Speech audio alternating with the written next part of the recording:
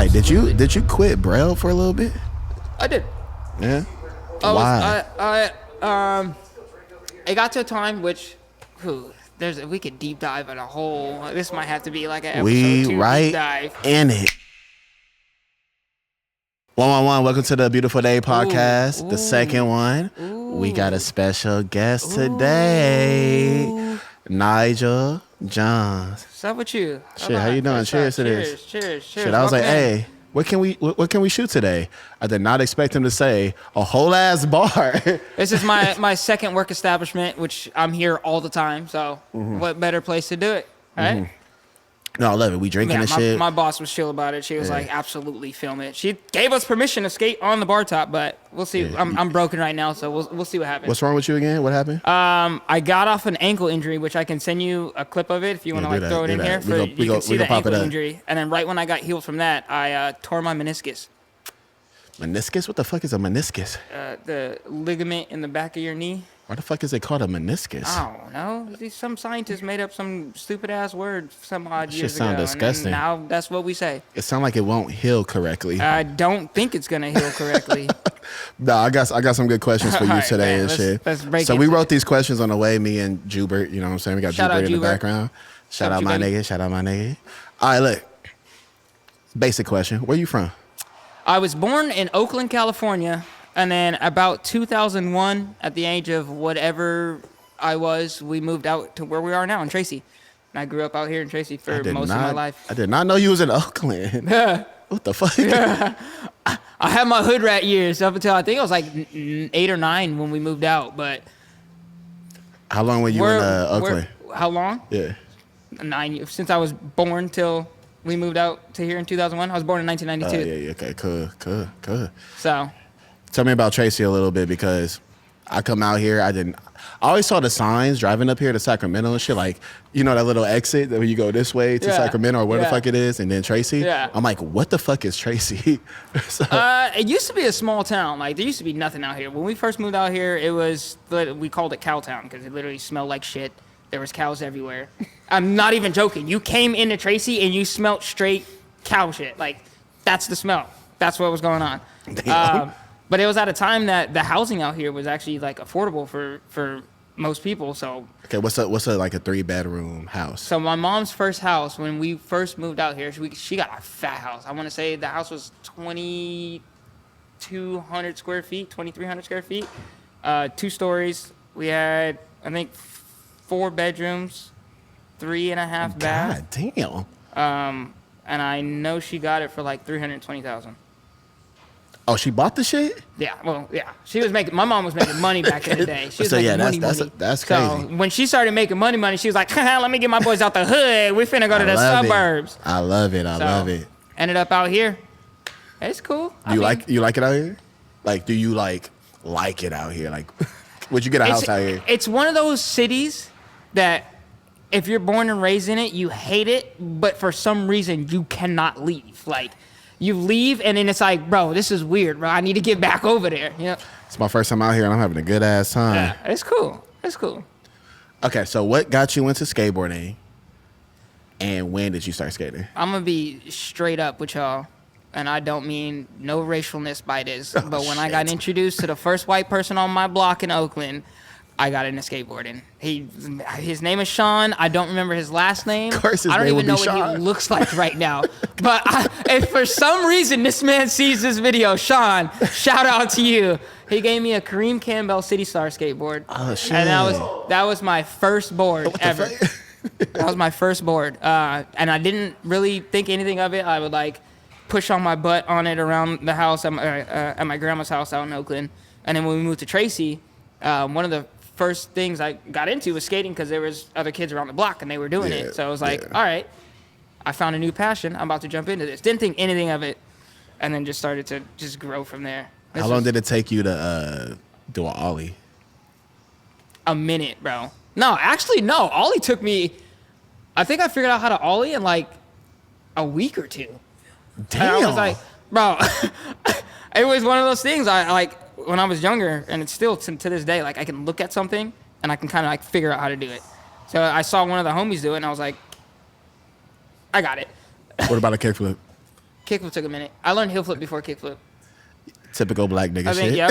Typical black nigga shit. I think it took me like a week and a half or 2 weeks to learn how to heel flip. Yeah. It took like a month and a half or 2 months to get it consistent, and it took like 3 or 4 months to learn kickflips. Like that was the death of me. That was a thing out there in LA, at least where I was from. It was like if you black, you get heel flip. White people can kick flip, whatever the fuck it is. Stupid as shit. Hey, bring all the. I mean, it is what it is. For growing up, all the niggas I know all learn heel flip before kick flip. Yeah. Speaking growing up, what were your dream sponsors?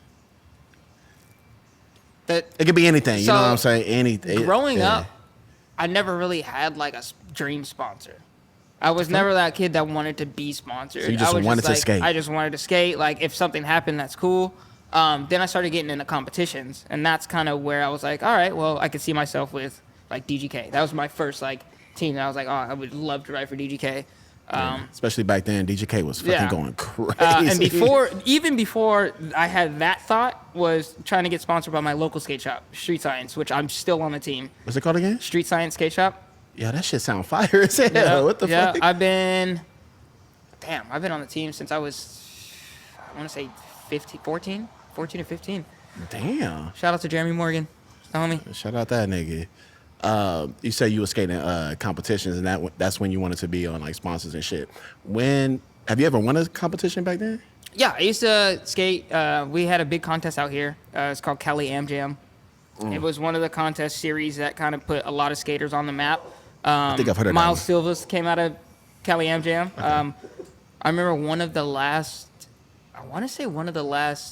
series that they run, which I don't know if you know Ducky Kovacs. He skates for Pizza, or used to skate for Pizza. His parents are the ones that ran Cali Am Jam. Oh, fine. He went pro for Pizza. It was like childhood homie. One of the first childhood homies I got to watch go pro. His parents threw that on, and I think Miles is like near the end of when they were running it was when they were giving out tickets to Tampa Am. Okay. And I'm almost positive Miles won the Mather Field contest. Or that whole series, and then that ended up like getting him his ticket to Tampa. I could be wrong, but from what I remember, that's how like that kind of got his name out there a little bit more. But I mean, obviously that dude's shreds. Yeah, he just won Saudi, whatever the fuck it is. Crazy. That part was crazy. So yeah, that was like one of the bigger contests I would like to do. I did all the Zumi's Best Foot Forward contests. Okay. 1 year, I think. 2010, I want to say 2010 was one of my bigger wins, which I didn't win like the competition. I won first place, but it was like it got thrown in Thrasher magazine, or not Thrasher, Transworld magazine. Shut the fuck up. Yeah. What age was it again? I was 17. Damn. 17, I think. I did inward double hill down the stairs, snapped my board, rolled away. Wait, hold on. Inward double hill? Second try. You got me fucked This up, is back when inward heel and inward double was like on. I had that shit on lock, bro. It doesn't matter where we're going. I'm throwing. I can toss it, and it's like that was one of my tricks. I was like a crowd pleaser. Like, oh shit. I don't think I've ever seen an inward double hill. I'll send you that clip too. It's like inward double hill, caught it, snapped my board, rolled away. I can send you the article for Transworld too. Yeah, do that. We're gonna pop it up right now. I got to skate in Dew Tour for Hometown Heroes a few times. So one of the last Dew Tours I skated was in 2012, right before I joined the Army. So what age was that? What age was that? The Dew Tour one? 2012. I was. Oh yeah, you just said that. Yeah. How old am I now? 31. He said, "Nigga, how long was that? Nigga got a count." All right, y'all do the math. Y'all math the math. I was that old. All right, so I got a good question for you. All right. So, what did you do to get to the level that you're at right now at skateboarding? Like, did you train a certain way? Did you have good homies that you were just around the whole time? I think a big portion of it was the homies, really. Like, I would feed off of the homies. Like, for now, I teach skating. Growing up, I never had somebody that would teach you. It's like you're learning from your homies, and then usually your homies are dickheads. Like, they're going to talk shit to you, and that's going to make you want to be better. Yeah. So I grew up with so many talented skaters. My buddy Ryan Guiso, who's arguably one of the most tech skaters ever. He skates for Visit Ryan Gallant's team right now. I consider him my brother. Like, he was one of those guys that he can do every fucking trick. man. So it was when we were younger and we were learning, and he would learn it. You'd be like, "Nah, fuck that! Like, I want to learn this because there's no way you're doing this before me." So I think that was one thing that kind of pushed my progression, was having like the homies that I did out here. I feel that. Plus, our skate park here wasn't the best skate park, but we made it. What's the skate park? Tracy Skate Park. How does that look? Oh no, nigga said. Explain the skate park real quick.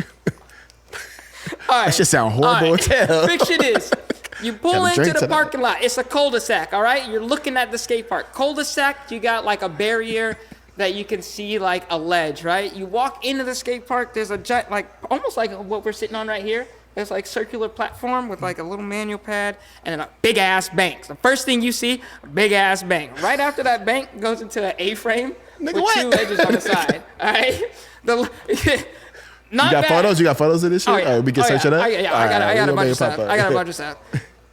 I will say the park itself isn't like the worst park, but it's the worst park because I grew up there, bro.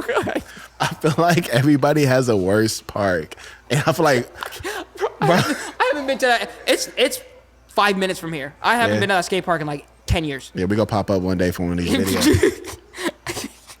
But did you learn a lot of tricks over there? Did you learn a lot of tricks over there? I learned most of my tricks there. Literally almost everything that I know how to do. One of my homies that we consider the godfather of skating to us, Joe Sedith. I watched this man. He has a godfather ass name too. Joe Sedith, bro. Yep. Sponsored by Nike SB. Who else is Joe on? Joe was on a bunch of stuff. He's literally the amount of talent that comes out of Tracy that's here that like if you're from the area or like the Bay Area, you know these names. Okay. It's like sick, but it's not like super mainstream, which is fucking crazy because we have some talented ass skaters. But I feel like there's a lot of places like that too, where just like you don't know who the next Nigel Houston is. Exactly. Chris Jocelyn. Exactly. But I watched this man do 10 switch trays in a row, and that was the day I learned how to tray flip. Shut the fuck And up. Wait. And then You watched another man do 10 switch tray flips in a row? Switch trays in a row. And I just watched his foot placement, and literally, after I watched every single one he did, and the moment that he stopped, I got on my board, did the same exact thing, first try, perfectly. That's crazy. And so that park, he is the godfather. He's the godfather. And I tell him that too. Like, Joe, if you see this, shout out to you. You're the real one. But he, like, people like that are like the reason I learned so many tricks at the skate park is like I said earlier, I'm a visual learner, so it was just like watching them. But we just had so much talent coming out of here. It was like very easy to try and start picking up on shit. Then you got like your homies that learn something, you're like, oh fuck that, I want to be better at it, so I'm gonna do it. Yeah, that's how I felt back then too. I grew up with a lot of people that were like way older than me, which sounds creepy now thinking about it, but they were cool, respectful. That's how we were. Yeah. Our whole generation growing up was all older dudes. Yeah. We were 14, 15, 16. Even like younger than I remember like 12 or 13 years old, I was with like the homies that were like 17, 18 that had the cars that were like, we're going to go to city for a skate mission. You want to go? Absolutely. I'm fucking Man, I had to ask my grandparents, like, hey, can I roll with them to the skate park over there? We got to take the car, take the bus. Bro. They're like, hell no. Nah. They're like 17, I'm 10. My mom would give me my lunch money and I'd save some of it and then I'd drop $5 on a tank. And that gets us all the way to the BART. And then Bart takes us to the city. We skating all day and coming back. We used to take the 210 on Crenshaw to get to downtown LA and skate spots and shit. Yeah, no, that's cool. Yeah. I'm glad to hear like even at a place to me, this is like the middle of nowhere. You know what I mean? Hey, we made it work though. There's some spots out here too that are fire. Yeah. There's one spot that I always wanted people to hit that I think one person has attempted, but nobody's actually done it. We call it the Nar Bar. The Nar Bar? The Nar Bar. Is it a rail? Yeah. So the rail sounds scary as hell.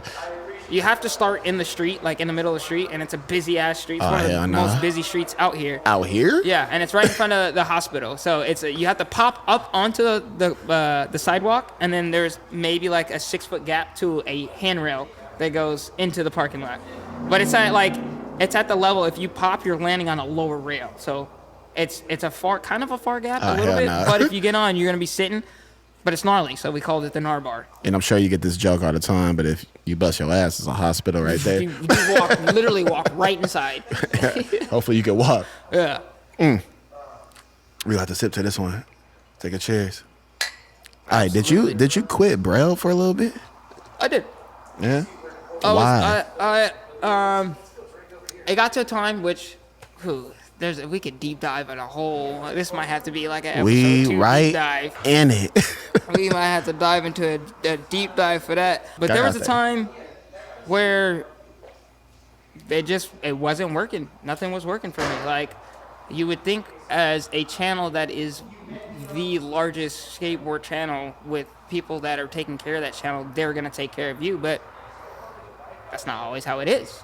So it was at that point where it's like, one, where I live and where the warehouse is far as fuck. Like, how far is it? On a day, so it depends on the day, but for the most part, it will take me an hour and 45 to 2 hours to get to work. That's one way. My house, nigga, what? My house to the Braille house is 71 miles exactly one way. God damn. One way, right? And so I'm doing that Employee of the almost month. every day for 7 years now. Okay. So it was at the dedication. Like, yeah. So at the time, I was also, when I first got out of the military is when I joined Braille. Yeah. And I started working at Tesla, which is in Fremont. That's how I got to start to meet them. Like, Freddie was a good homie of mine growing up with skating at what's Epic Indoor Skate Park. Oh, you ain't never been there. You wasn't around for that era. I don't know shit, nigga. I'm from Inglewood. Yeah, you know Epic. Yeah, you know Epic, bro. That was hands down one of the best parks ever. I'm from Inglewood, California. I don't know shit over here. I knew him from contests, and then when I was working at Tesla, it was at Fremont, so Fremont became my local. Okay. So I went there on a Saturday, met the Braille guys because they were filming there one day when Lance was a filmer, and they were like, "Oh, you want to do this video?" And I was like, "Sure." I don't know what the fuck you guys are doing, but I'll do it. Hopped in the video. I don't know what the fuck y'all doing, but fuck it. Hopped in the video, had a good time, and then Lance ended up being like, "Hey, bro, you're like a badass skater. Like, hit me up if you want to do more videos." And then did he use that word specifically, badass? Yeah. Yeah. Get Lance. I ain't seen him in a minute. Yeah. So that kind of like started that whole thing. Yada yada yada. Years go on. Fucking driving from where I'm at all the way to over here. It costs a lot. And so, I didn't even say how long it takes me to get back home. If I leave the warehouse on a Friday and it is between the hours of 3 and 5 o'clock, it's taking me 3 hours to get home. Shut the fuck up. How often did that happen? A lot. Very often. All the time. Do you know California drivers, bro? I know People LA do drivers. not know how to drive. What would take, with no traffic, I can get from my house to the warehouse, hour 15, hour 20, literally no traffic, no stopping. How many miles was that again? 71. Oh, that's not One way. So I've been doing 140 plus miles a day. Bro, in LA too, 3 miles years. be 20 fucking minutes. Yeah. Because I can only imagine. It got to a point where it was like, all right, I'm not making Tesla money anymore because I'm not working at Tesla. I got that. I'm in a lawsuit with them. That's the whole thing. Well, you've been hustling, huh? Your whole life. Yeah.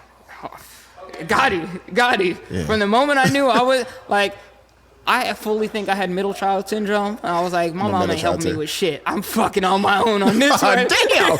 So I just started going. But yeah, it was like, for the longest time, I'd be driving out there and all this whatnot, stop making that Tesla money.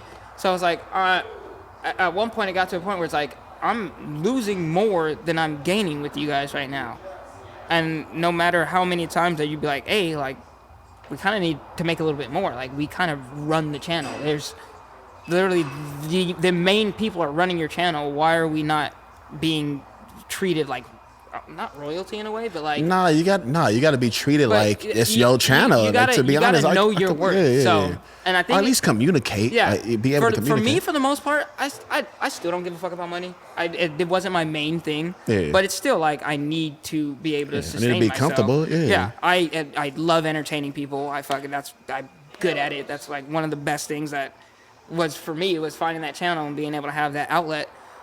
So it's cool, but it also sucks at the same time when they don't want to take care of you how I feel like they should take care of you. Like, if I ran the channel myself, ain't nobody going to be broke. Ain't nobody going to have to struggle because I don't care what our finances are. You guys are the people that make those finances. So I'm going to So what would they tell you guys? Like, would they tell you how the finances was? Or they give you an excuse? A whole hourly thing, which I didn't agree with. I didn't agree with the whole hourly thing, especially for our job, which I understand it's still a job. But then even then, it's like we're doing so much work and there's no benefit to it. Like, we don't get we get to work with cool brands and cool people, but still we need to fucking take care of ourselves, right? Yes. So there should be some monetary gain, and there wasn't enough monetary gain. And we would do these brand deals and whatnot, and none of us would see the money from it. So I'd be like, I understand that you guys are like paying for the bills. Like, you had to pay for the warehouse. When we got the warehouse, you have to pay for the warehouse. You have to pay for insurance. You have to do all this here and there. But still, we are your core people for the audience. You guys are the reason why it's happening. Nah, I feel that. I feel that 100%. So that was one of the things that kind of like pushed me away from Braille for a little while. And I was just getting burnt out. I was like, I was at one point being one of the few people that came in with high energy, and I'm like, I love what I do. I'm gonna always love what I do. I'm not gonna fucking sugarcoat it. Like, if I love it, I love it. I'm in it. I'm gonna do it every day. Which is respectable as fuck. That's why you are who you are. I'm gonna fucking come in. I'll give it my all. I don't give a fuck. It's hard to do that when you get other people that don't give a fuck. They just come in and they don't give a fuck. Were there other people that didn't give a fuck? Most of the guys don't give a fuck. Damn. But it's because there's reasons for it. Like, no, I get it. There's reasons. Like, them dudes work their ass off. Nah, I'm not doubting it. And it's just like, you can't treat one person better than somebody else. Like, all of us are fucking putting in equal, or for the most part, all of us are putting in equal work. Like, everybody. You know what's fucking me up about that shit? And I love Braille. Yeah. You know what I'm saying? Aaron Carl, he showed love. That shit, they brought me so much love. So I'm not going to hate on it, but I am going to be honest. Yeah, be honest. No, I am going to be honest. Yeah, do your thing. But what I'm about to say is, like, that just remind me of, like, the skate industry, ironically. Nigga favoritism and all that shit. It's crazy. The skate industry is crazy. Bro, I can go on forever. Oh, what the fuck are y'all doing? Give your thoughts on the skate industry. All right, give a brief summary. Oh my God. Summary? The picky and choosies and the you can't do this because of this and you're not this because of that. Bro, shut the fuck up. I hate this shit. I can't. Like, it's crazy. Like, I could go on about so much shit. And like, but then again, me talking shit, people are going to be like, he's not valid because he does this shit and he does that shit. Why am I not valid? Because I'm not fucking out in the streets every goddamn day like your core or other fucking skate. I fucking hate that word. No, I hate it 100%. I hate core. And what hurts me the most about this shit. Skating is skating, bro. Skating is fucking skating. I did a YouTube shit and I was a part of the whole core companies and shit like that. You know what I mean? And I hate to see, you know what I mean? I grew up in the streets. You don't gotta know me fully, but I don't give a fuck about that. The people I grew up with know exactly how I've been, how I get down. That's why I have so much respect from all these people. It's because I'm not just a YouTube skater. Like, I came from skateboarding. Like, and that's most of the team is. Yeah. Most of them came from skateboarding. Like, that's what we did. Also, too, it's just like, I just hate the fact that, like, these kids are delusional to this shit. The core industry, the skate industry, and I'm not saying they all bad or anything like that. Don't get me wrong. I love a lot of people from there, but they sugarcoat shit. Y'all think it's this way, but once y'all get a part of it, it's not that way, and they on some dog shit, some weird shit, some backstabbing ass shit. You get a name for yourself, which you should do to help build a fucking brand. They want to look at it as like, no. Thrasher even told fucking Justin Bieber and Rihanna to wear their fucking shirts, which is weird to me. Like, nigga, like, them wearing your product? Why would you tell somebody they can't wear your shit? Anyways, if y'all think that's weird, y'all belong on that side. There's a lot I could say about the industry. Yeah, but that's a whole different podcast. Y'all comment below if y'all want me and him to speak on that some more. But speaking of that, you might have said it a little earlier between that last question, but when did you become part of Braille? 2015 is when I did my first video. I think October 2015. I got out of the Army September of 2015. Okay. Started working at Tesla, and then started going to Fremont, and it was just like, I feel it. that kind of just like transitioned way too fluidly. It was so weird because I was like, you align with life. yeah, it just everything lined up, and then I started doing the video. I didn't watch videos for the first year. Damn. I just skated. I had no idea. My Instagram started going up, and I was just like, all right, they're probably doing something good on YouTube. That's a crazy perspective. I didn't look at nothing. I didn't care. Nothing that mattered to me. I just would skate. I'd fucking get my like energetic shit out that I needed to get out, and that was it. That's crazy. All right, so look, you might have to think on this one. Maybe you don't. 3 of them, all right? 3 skaters from Braille. Who is the best skill-wise in your opinion? Skill-wise, Mowgli. Mowgli? For it? Number 1. Bro, what? Same shit. Bro, Mowgli? fucking what? Yeah. Yo. Mowgli is the fucking.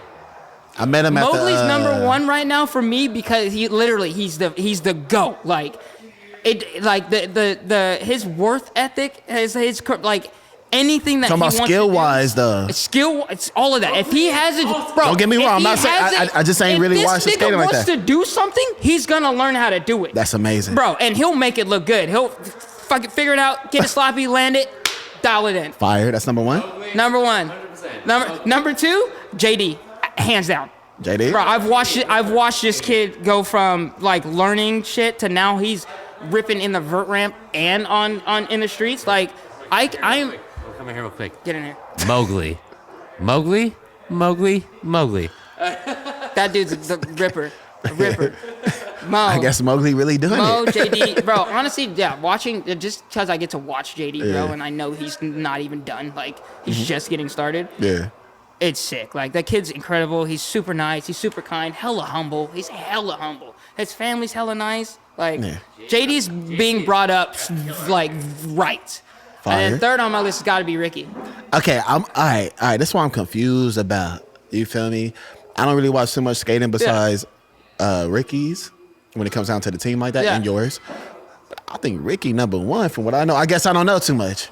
Ricky doing pop shove it? No, what the fuck he do? Ricky's pop shove it under the handrail to Ricky's brutal. Like, Ricky's in his, he's got to be in his own category though. Like, just the sheer amount of crazy shit that he can do on no matter what it is. Yeah. It's just, it's insane. Like, he's multi-talented. Where's Ricky from Anything again? with wheels. Australia. I think Melbourne. When did he come out here? Do you know? We got him out here in 2020, I think.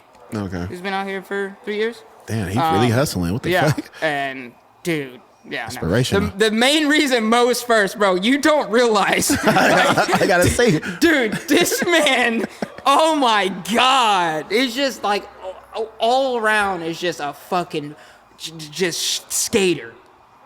You know when you got those homies that are just Keep like checking both cameras. skaters? Yeah. Which I like, we don't distinguish the core. I don't like to distinguish that.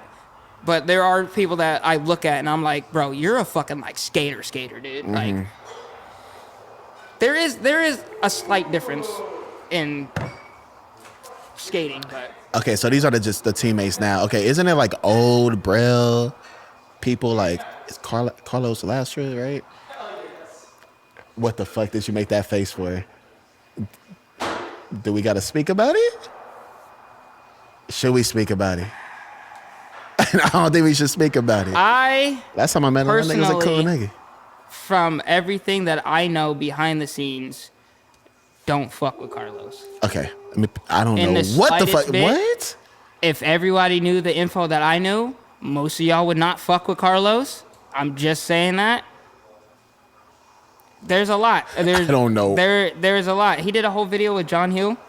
I don't know if you watched that, like the decline of Carlos. Look, I've been out the loop with this skate shit for a minute. You know what I'm saying? That shit was fucking bullshit. What the fuck happened? What was the video about? Why he left Braille and all this whatnot. Okay. Saying some bullshit? I could drop a bomb right now, I mean, but it's just, there's so much behind the scenes that people think they know that they don't know. That yeah. And it seems like the Braille team is a family. Motherfucker, and I want to give y'all real honest shit. But there's a lot of shit out there y'all don't really want to fucking hear. Like, straight up. It's just, I will say, I am somebody that genuinely likes anybody. I'm not gonna take like seeing your face as I hate you. Like you have to give me a reason to not like you, and it takes a lot to get to my hate list. Fuck that nigga. Like I have no respect for him. I truly don't. I truly don't. Oh, we got skate beef in the industry. I love it. I will say, he I love is that you pointed shit out. absolutely phenomenal skateboarder. He is absolutely incredible at skateboarding. That's like his, he's good as fuck, shit. Bro. Like he's an amazing skateboarder. As a human, nope. It's just fucking me up because like the last time I met him, you. he was on some cool shit. I mean, I don't really talk to him like that, but you know, he was always That's the thing, nice though. and shit. It's like people don't know what really happens behind the scenes. Yeah. So people don't know how these people actually are. That's crazy. Well, I hope that shit subsides one day. I don't really know what the fuck happened, but we might talk about it next podcast. I'm gonna tell him off camera. Maybe we'll have a part 2. Yeah. Jesus I'm Christ. surprised I didn't tell you. And I feel like this is what sucks about the whole skate industry. Y'all don't know a lot of shit that be going on. I mean, not the skate industry, the skate viewers. Oh, yeah. Y'all don't know a lot that be going on that y'all should know about. It's always funny going through like the skating. comments and seeing like people's perspectives on shit, and I'm like, bro, you have no fucking idea. That shit crazy. Trust me, I got a lot of shit to say about a lot of people too, but I'm not put on this world to fucking do it. Yeah. They could say it and I could call them out. All right. It's a funny ass question. Again, I fuck with Braille. I'm not saying nothing. Yeah. I'm gonna point that out a million times because y'all be on some weird shit. Why are they so hated though? It's, in my opinion, and I voice my opinion with Gabe and everybody all the time. I talk shit when I walk in. I wish that with the video, like the security cams we have, I could just take the footage off of all the times I'm talking shit and just throw it in as a montage. That'd be a good TikTok. It would be a very good montage. I think it's just the repetitiveness, honestly. Like, it's the repetitiveness. It's fucking, people see it as like a child's channel. Just because we're not doing what typical skateboarders do. We're doing entertainment skateboarding in a sense, which is, that's a crazy way to put it. We have literally brought in an entire generation to skateboarding. Say that again. Say that one more again. We literally brought in an entire generation to skateboarding. From the year 17 to 2020 was like, 2016 and 2020 was like, our biggest, like, had the fucking world in a goddamn chokehold, bro. I know. And I know. it's still crazy to me how many people will hit me up and be like, hey, bro, you are the reason I skateboard. Yeah. You guys are the reason that I picked up a board after 20 years. Mm-hmm. You guys are the reason for this, why, and this. Mm-hmm. You're the reason I am sponsored by this company now. Mm-hmm. Like, people don't realize how fucking much we have actually bro, done that helps for the industry, skateboarding. bro. That helps the culture of skateboarding. I still don't realize it. I try and be as humble as I possibly can. I don't like to toot my own horn. I just live life. I'm a dude that likes to do cool shit sometimes. Yeah. But that's one thing that I'm like, I fucking did that with the homies. We fucking did it. You Like, put an we put a fucking impact on some people, and it shows. You know, it's crazy, man. Y'all put such an impact, man. I told you, I was on Element, I was on all that, right? And they told me not to do the YouTube shit, fuck all that, and I still was trying to do it. And I was hitting up. To me, Braille was at that time was Lance and Aaron Cairo, right? Shout out Aaron Kyle. He's always been nice to me. You know, he shouted me out in the barracks not too long ago. Boom, boom, boom. I don't know if he was a part of them at this time, but I was hitting up Lance, and you know, he filmed me a couple times, and I was like, "Yo, can I be a part of what the fuck y'all doing? Can I do some videos?" Nigga said, "Nah." He said, what the fuck did he say? You promote something like you promote drugs or something. I could get it wrong, the words, but it was about drugs and shit. And I'm like, when the fuck did I do that? I don't even smoke weed. I wasn't even drinking at the time. It was the skate pill, nigga. I didn't, a skit. Yeah, that's another thing I don't like about the channel is like certain people they don't want to bring around because they'll post like weed or fucking something like that. I wasn't even doing that at that time. That's why you see my page though. I post me drinking all the time, shooting guns. I don't post me drinking smoking that Hennessy. much just because I got the students on there. I mean, they know what's up. Like I smoke, whatever. Yeah, bro. That's just. I mean, and I post companies that I work with when I smoke and whatnot. But I don't like actively sit there. That's the only thing I really don't post too much about. But everybody fucking knows. If you know, you know. Like. Yeah.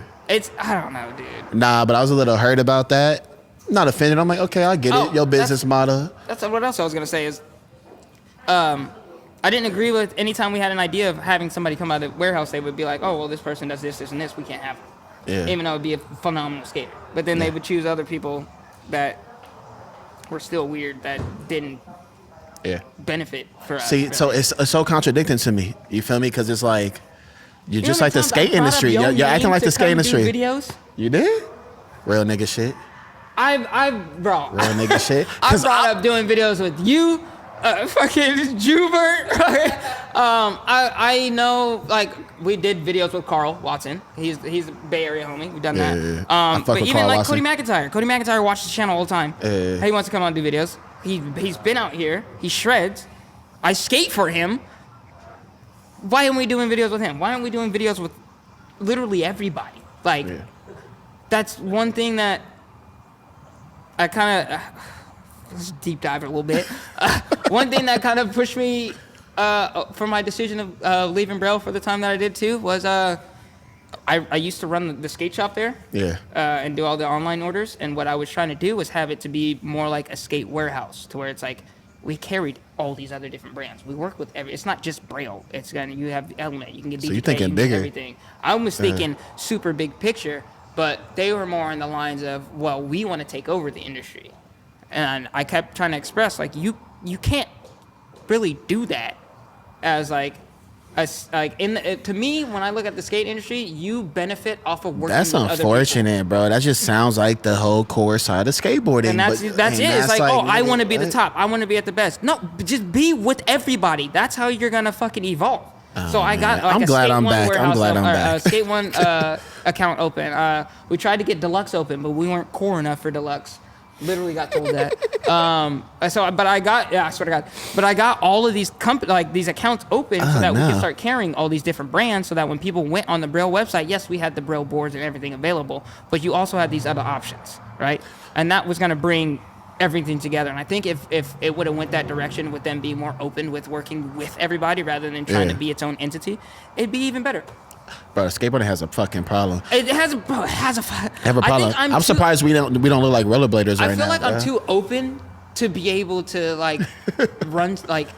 I want everybody to win. But then again, I'm not selfish like that. I'm not trying to eat myself. I want to eat. But if you're in my wing, fucking, we're all eating. No, I'm on the same page. I don't care who gets on first, what's going on, who's eating the most, whatever. As long as it's not interfering the way I eat and my son eat. Yeah. You feel me? And my family and shit like that. What was I gonna say? What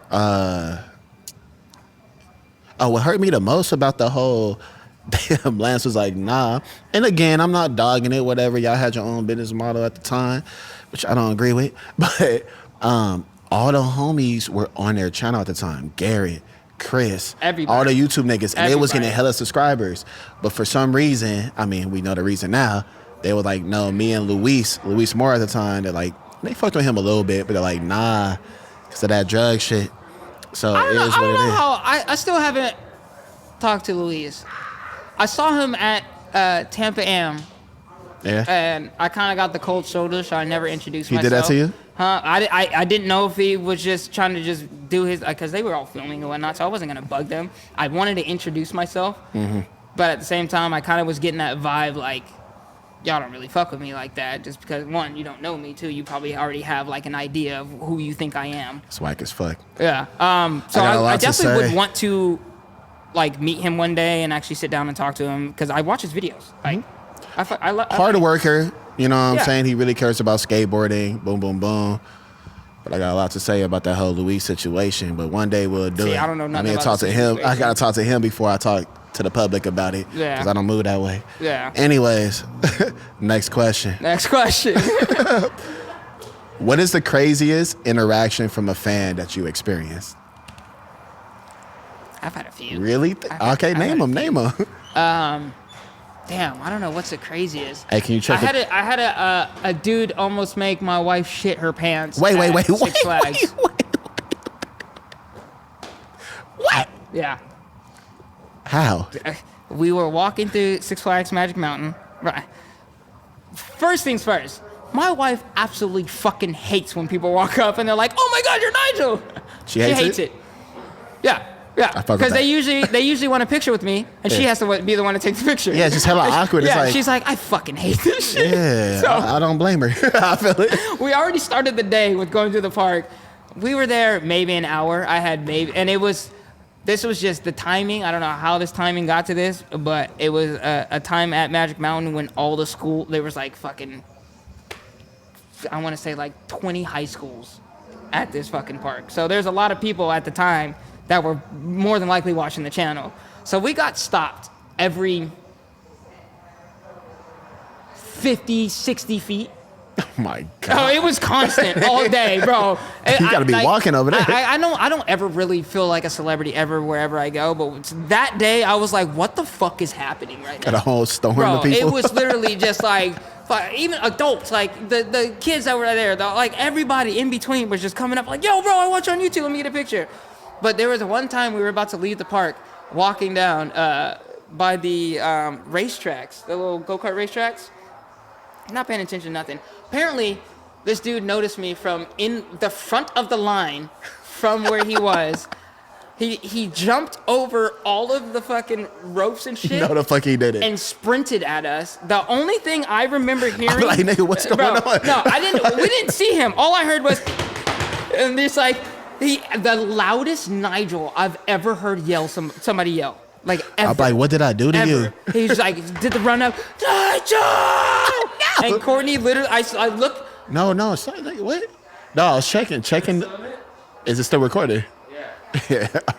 Hey, cut off. Yeah, that's what happens when we drink a little too much at the bar. No, I just want you to check if it's still recording this shit, but continue. Yeah. Can you check the other one too? Yeah, don't shut it off. You didn't shut it off, did you?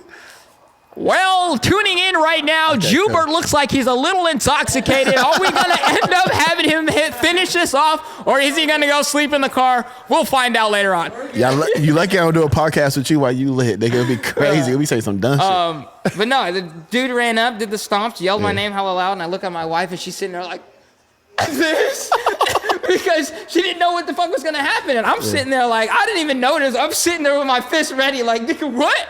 But no, he was just super happy. But he was just like, I saw you from over there, and I had to come over and get a picture with you. No, that's a Like, real fan, bro. Yeah, like it's crazy. It still blows my mind that people like react to that. No, that's I'm amazing. still not used to like people coming up and be like, hey man, like your videos got me out of deep depression. Your videos got me this and that. It's a weird feeling. I don't think I'll ever accept it, but it's fucking cool that it happens. Let me touch in on that real quick. I get that feeling, but my shit is a little ignorant because I grew up in Inglewood, California, right? I'm not no gangbanger, never been involved with that, but my whole family is, so I've been around all that shit. So My whole bro. so when I'm the only one that's like this in my family. My family's ratchet as fuck. Exactly. So when I'm hearing crazy ass shit like loud noises or niggas saying my name loud or doing that or like, okay, so fans, you know, have you had a fan look at you just like looking at you far away? I'm like, nigga, what the fuck? My natural instincts, which is so ignorant, is who the fuck is looking at me like this? And it's a fan, bro. It's like, I had to apologize a couple times, bro. I feel that. I feel that completely. 100%. That's crazy. But what are you up to right now? Fucking trying to just come off this injury. I went from fucking my ankle up to fucking my knee up. I fucking announced and dropped my pro model with Showing the pro model. Cody McIntyre's Snake Farm company, which has Just- been in the works for a long time, but it came at such an unfortunate time. But we That got the shit pro look model. amazing. This is honestly, I couldn't ask for a better graphic. It did come at an unfortunate time because I would have rather have put out my video part because mind if we break into a whole breakdown real quick? Do your thing, young man. All right. So, as you guys might know, I started STS, Spread the Shred Skate Co., which was my skate company that I had. We launched. The launch was super successful. In the first 2 years were absolutely amazing. Sold, I think we sold up to like fucking, they were like 10,000 boards in the first like. Shut the fuck up. Yes, dude, that company did amazing. Jesus Christ. Yeah, and I started STS as before I'd gotten to like really understanding finances. This is right after the military and all that whatnot. I was just looking for something that I can do to give back to the skate community? Because I had so much coming towards me. I was like, I want to fucking have something that I can like give back to the community. Yeah. And I was gonna make STS be like a stepping stone for kids that wanted to get into like a sponsorship that they've been looking for like as their childhood. I wanted to be connected in the industry enough to where it's like, all right, here, let me shoot you boards and get some footage. I'll talk to this company that you want to get to, and I'll try and like get you signed by them. Like I wanted to really be an advocate for the people that think they're not seen. Like, and unfortunately, you can't do that in the skate fucking world.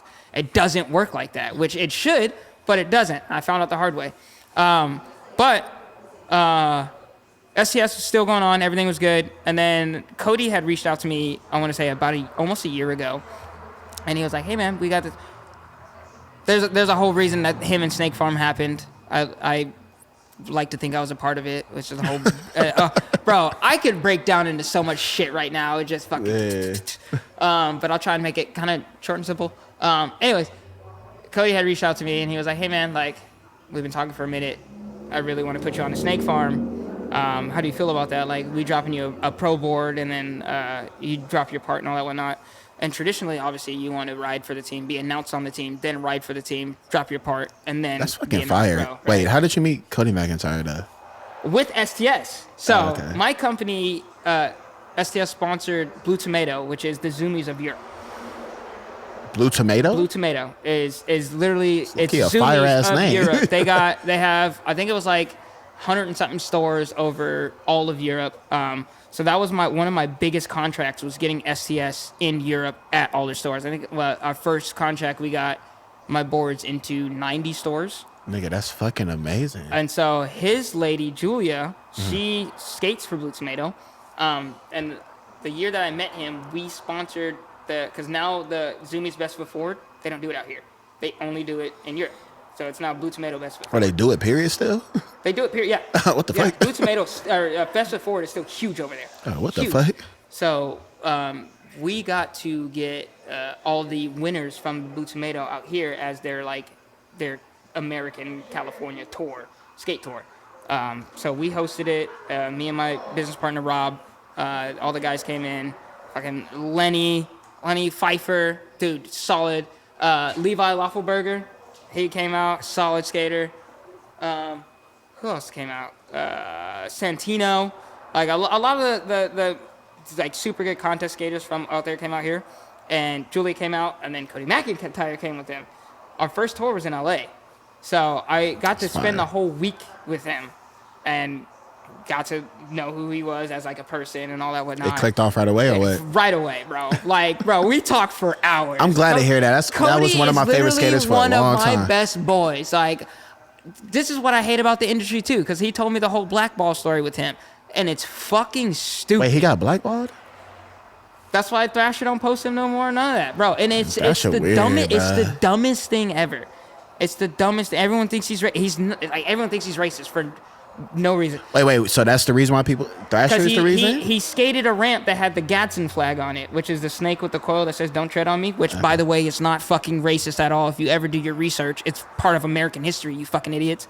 Damn. So that's one of the reasons he got blackballed. And it's like, bro, the nigga was just skating the ramp. Like... So what did Thrasher do? They don't promote him anymore. Because they just saw it. Yeah, but that was like a whole controversy. Man, Thrasher, shut the fuck up. Y'all got 666 as your whole logo. Now I think they're still working with them because Snake Farm's gonna be like, we're gonna be posting stuff on Thrasher. We're supposed to do a team edit. I think the team edit is supposed to come out in the next month or so. Hopefully I have my clips in there. I don't have Cody McIntyre, one of my favorite skaters for a long time. Like I said, bro, Cody, smoke and mirrors part. This man. All right, so. I have favorite skaters, like, based off of style and all that whatnot, but then I have, like, my favorite skaters that I know. And Cody's legit my number one favorite skater I've ever met, ever. Bro, like, the mini ramp tricks is fucking crazy, based off of, like, his style and everything's sick and dope, but him as an individual, he's fucking sick. Yeah? Like, he's down to earth. He's hella cool. Same with Carl Watson. Like, he's the OG I grew up out here. So it's like, Carl's Carl, bro. Organic, like, right? Yeah, dude. It's always been a cool dude to me. Always. crowd. So Yeah. it's cool that like where the YouTube and stuff has brought me to meet some of these people that I grew up watching and getting to know them. But it's so crazy to now see how the industry treats some of these people. Yeah. And it's ridiculous. But yeah, Cody, met him at the Cali, or not Cali Am Jam, fucking the Blue Tomato Best Before tour. Did all that. Yep, check the cameras real quick.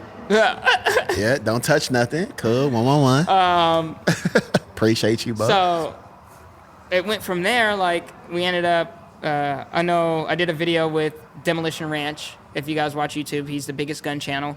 We did How Many Skateboards Can Stop a Bullet. That shit sound like a crazy there, ass gun channel. yeah. That's just a good ass name. From there, I met all of the gun tubers. I met JT that owns Black Rifle Coffee. I met Evan Hafer. Oh, I didn't meet Evan Hafer, but he reached out. I did an interview on the Coffee or Die magazine, which is a veteran-owned company, and they did an interview about STS.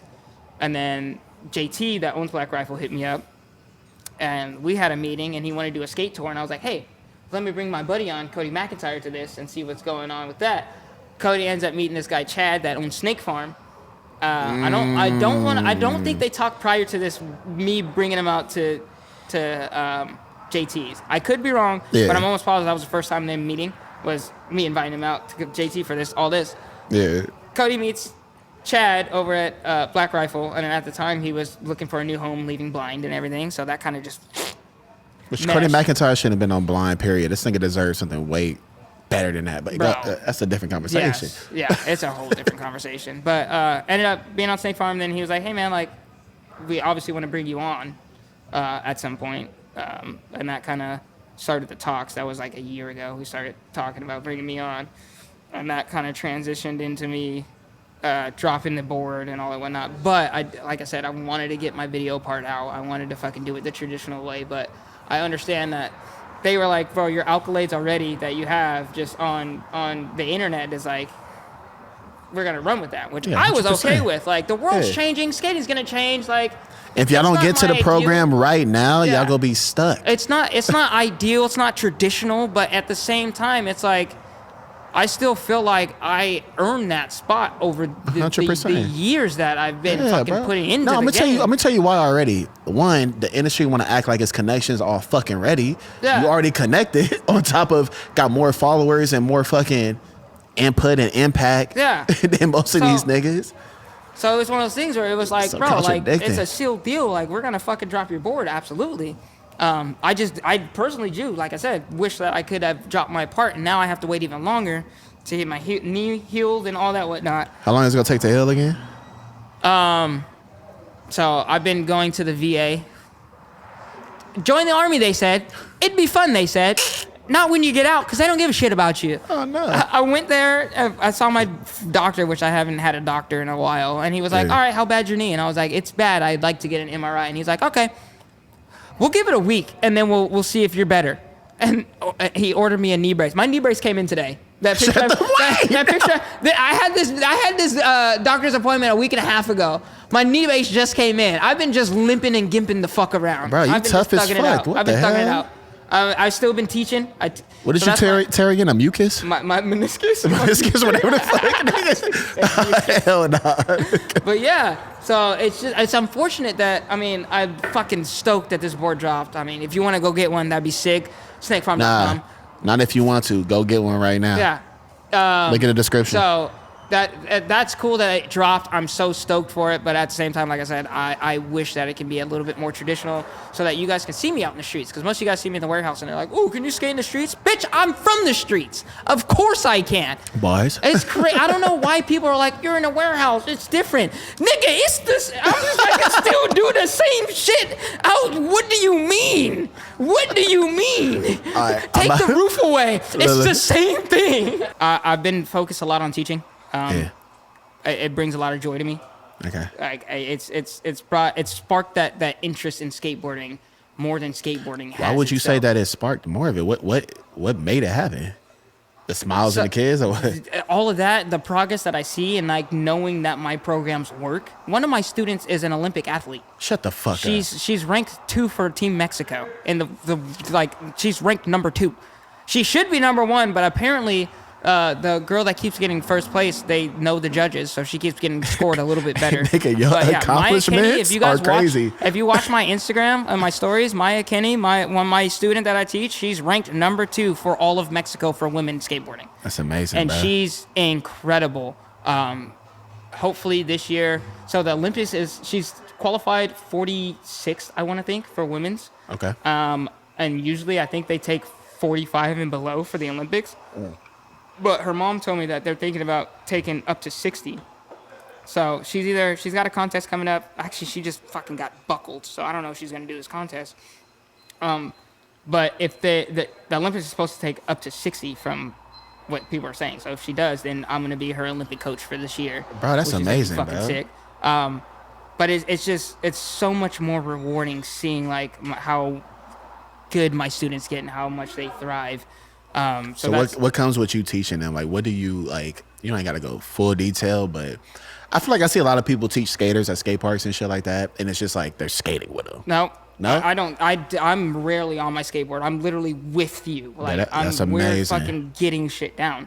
I usually have a program. The first day, if I've never had somebody, I kind of like have them skate around for like 5 minutes to kind of see where they're at, and then make a game plan. Like, Okay. all right, you need to work this, and this out. Like, either it's balance or something like that. But I always come up with a game plan that makes it to where they're not overstressed and they're having fun still while they're skating. Like, I'm not gonna fucking beat you down and make you do something repetitively. If you're struggling on something and it's taking a little bit longer, we're gonna move to something else that might be a little bit easier. That's gonna break that little like mold that's gonna help you get this other thing down. So I think that's one of the things that I've been really focused on for the future is just continuing teaching and trying to make the skate world a little bit better with my thoughts in it. But then on the outside of skateboarding, it's mainly just like, honestly, gun content. Like, I'm so much more interested in shooting guns and teaching people like the rights and wrongs and all the safeties about it than anything else. It's like my passion. When and what the fuck got you into the gun content or shooting guns? So, obviously, I was in the Army. We didn't shoot that much in the Army. Shot enough. But once I got out, I kind of got more into the pistol side. I never got to really like handle pistols like we did in the military. And that opened my door to a lot, because then I started getting to the competitions and seeing like how beneficial it is to like learn how to transition from a target to a target, learn how to like be able to be accurate and move quick, aim slow, fucking be on point. And it's just overall, it's like, it feels good to be able to know how much fucking power that you can have in your hand, but also be mindful enough to where it's like, I'm not going to use this power for fucking something stupid. Yeah. Like, yeah, guns can ruin shit, but that's also the operator that has it. It's not the gun itself. Like, you're not going to see guns walking around fucking doing shootings and shit like that. So it's been super cool to dive into this and then also bring like my skate homies in that are like, I've never been into this. I had Jubert come out for a range. Yeah, I saw that shit. Bro, that man. Which y'all gotta take me. What the fuck? Yeah, bro, I'll get you out there. So it's just very, very beneficial. It brings definitely a lot more money, for sure. Yeah, so I also asked about that. So the competitions, how much do they be winning? So it depends on the competition. This last year, so the place that I go to out in Oakdale Sportsman's Club, shout out to all my boys. Each year they do what we call a buckle race. So you have to show up to a minimum of 8 USPSA matches, United States Practice Shooters Association. They have like sanctioned matches that are actually like classified, and you get like a rank of how good you are. And depending on your class and how good you shoot, you get into that buckle race. So like, you can either win the buckle or you can get a cash value, which I think is like $300. This is like a small town little thing. Okay. Bigger competitions, you're looking at like tens of thousands of dollars. Oh, fire. So No pun I'd love to intended. get into the bigger competitions, but then I need to get like big boy guns, and we're in a state that doesn't allow to have fun shit all the time. So all right, from 1 to 10, what would you say you are as? I mean, I don't know. At shooting? At shooting, like 7.5, 8. I mean, if I'm in a real world situation and I need to use my firearm and I'm up against somebody that is just like your average shooter, they're gonna lose 10 times out of 10. 100%. Like, I'm confident enough to know that even if I have like somebody's looking at me with their pistol drawn, I feel like I'm capable enough to be able to just draw and be able to engage the fact that target faster than they can react to me doing that. So Nigga almost flinched when he did. So I mean, I try and get out and train as much as I can. It's a good skill to have. There's a good saying is I'd rather be a warrior in the garden than a gardener at war, which. That should sound deep as hell. Yeah, right. So I'd rather be that lethal skillfulness in a peaceful, calm setting rather than being somebody that's peaceful and calm in a fucking stressful ass situation where you don't know what's going on. 100%. So that's one thing that I've been trying to instill in people is like firearms are a good thing because one, it is powerful. Two, the world's full of evil. Like you can't rid evil. Huh. Shit's gonna happen. There's nothing you can do about it other than protect yourself. What's the best way to protect yourself? All I gotta say is, like, I've seen more. I got shit. You got shit always. I see more bullshit. You know, I mean, I live in Cali. We don't really, you know, guns aren't legal, right? Oh no, they are. I went to Atlanta and shit. I seen everybody got the little gun to the side and shit. Nobody fucking with nobody over there.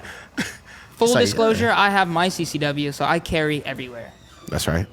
The only reason I don't have my pistol on me right now is because I work here. I love this bar, and Lori, she'll allow me to have my pistol in here. Yeah. I still respect it as a bar and an establishment. You're not supposed to have your gun in. So usually when I'm here, I leave it in the car. But regardless, anywhere I'm at, if you see me ever with my bag, if I don't have my bag, it's right here. If I have my bag on, it's in my bag. We're done with the podcast right now. That was a great conversation. Solid. I feel like people are gonna leave comments and it's gonna be crazy. It'll be like stuff that they were like, oh well, I want to know more about this, that, and this. So leave in the comments below anything that you think that we can like kind of go off of that you're like, all right, I want more info on this. I'm an open fucking book. I don't care. I will say what I need to say when I need to say it, and I'll be honest about it. If you don't like it, too bad. That's what you're getting. That's goddamn right. It's good to talk to somebody that's like on the same mindset as me and don't give a fuck. So I appreciate you having me on here. That's what we do in this podcast. I'm excited to see. Glad I want to see the responses. If you guys ever have questions, I'm very easy to reach. I open all my DMs. That's right. All of them. So you can always reach out. Shit, check out my channel if you would. Nigel Jones TV. Everything in the description. I literally post whatever. Like I just film shit and post it. It's not necessarily all skating. There's shooting. There's skating. There's cars. There's fucking shit I like. Hell yeah. 111. Thank you guys for watching.